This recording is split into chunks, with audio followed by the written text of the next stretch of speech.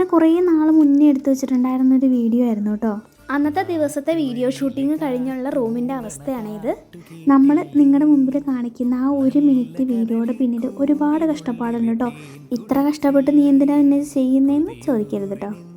പക്ഷേ എനിക്ക് ആ കഷ്ടപ്പാടൊക്കെ ഇഷ്ടമാണ്. കാരണം എനിക്ക് ഈ ഒരു ഫീൽഡ് ഭയങ്കര ഇഷ്ടമാണ്. ഞാൻ ഭയങ്കര എൻജോയ് ചെയ്തിട്ടാണ് കേട്ടോ ഇത് ചെയ്യുന്നത്. ഒരു ദിവസം ഒരു 10 വീഡിയോ വേണേലും ഞാൻ ചെയ്യും. അതിനൊന്നും എനിക്കൊരു മടിയില്ല. പക്ഷെ അത് കഴിഞ്ഞിട്ടുള്ള അടുക്കി പറക്കൽ ആലോചിക്കുമ്പോഴാണ്.